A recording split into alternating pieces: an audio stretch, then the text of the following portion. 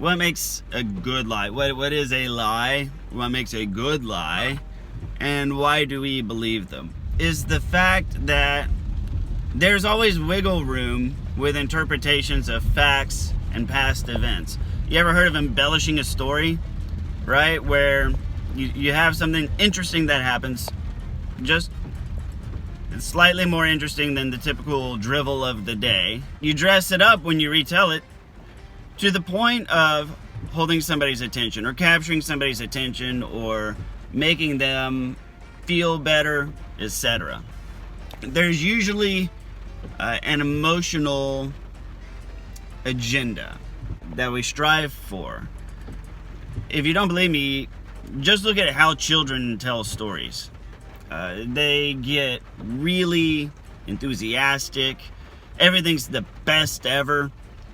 And they have, well, this childlike enthusiasm about regular life. And we find this amusing and interesting and endearing because we remember a time where we found such entertainment and such joy in things that we now consider mundane parts of just adulting. So anytime that we are recounting details from a story in the past, we tend to wrap it up in certain types of packaging for delivery to other people. If we did just straight witness testimony style retelling of events, it wouldn't be all that great. So how was your trip to the store? Well, I pulled into the parking lot, I pulled into a parking space, turned off the car, got out of the car, walked into the store, grabbed a buggy, started walking around the store, and then grabbed my cans of tuna fish and crackers and checked out, and I left, got back in the car with my groceries, cranked up my car, backed out, and went home. No, that's not what people want to hear. How's your trip to the store? Fine, yeah. You wouldn't say it was boring and drivelous and boring and drivelous. No, people don't say that. They just say fine. So there's wiggle room. There's some flexibility. There's a packaging that we put on the information that we give each other. And there's a word for that in computer science that we refer to as metadata, which is a big, normally irrelevant term with psychology and channels like this. But it's relevant here because what metadata is, it's just additional information about information, right? So side notes, or for additional perspective, or viewpoint. So, or giving examples. Whenever you read a textbook, what does the textbook do? They give you the key concepts, the core concepts, and then they go into examples, they go into some further reading and additional topics, etc. Those are meta topics. So when we communicate with each other, there's the actual factual information that is important. And then it's packaged up with all these extra details that provide some context and some frame of reference. This meta information that comes with the factual information is designed, built, choreographed, constructed in such a way to minimize the negative reflections of this person. Now, why do people do this? Well, it has a lot to do with ego and the shadow. This is Jungian psychology, or Jung, J-U-N-G. He has, in his structure of the psyche, there's the ego, which is the I, basically your self-identity. When you consciously think of yourself and who you are, that's your ego.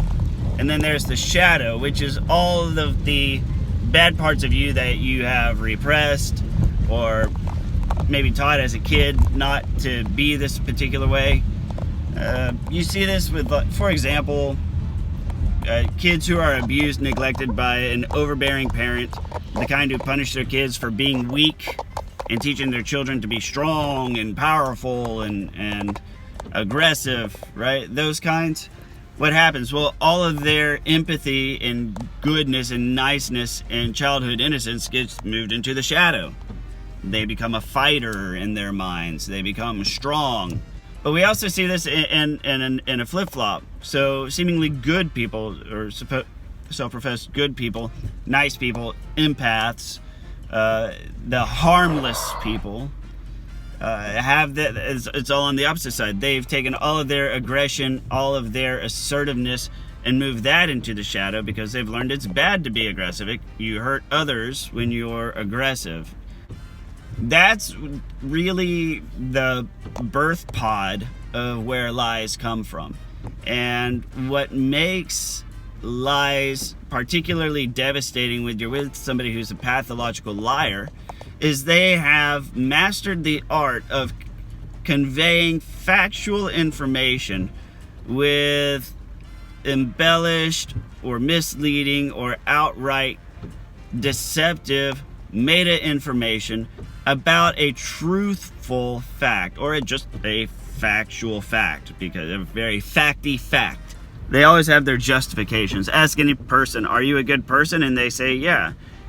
You can interview any criminal who's locked up in jail, people who have committed heinous crimes, and they all have their reasons, and they all have their core belief that they're a good person. They got pushed past their boundaries, pushed past their normal limits, and they see it as, I got put in an extreme situation, I got pushed past my normal boundaries, and I chose the wrong course of action. But that doesn't change who I am. I'm still a good person.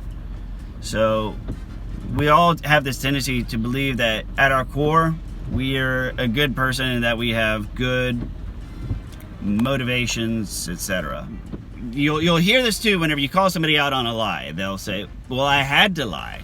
Why would you lie? I had to. If I didn't, then blah, blah, blah. So there's this perception of truth resulting in consequences, right? But that's the nature of the pathology. So that's sort of the structure of the lie. That's how they get built. That's why pathological liars lie pathologically. It comes down to they're trying to avoid consequences that they've learned would happen due to their behavior. And these bad behaviors are often moved off to the shadow self where they're unconsciously processed.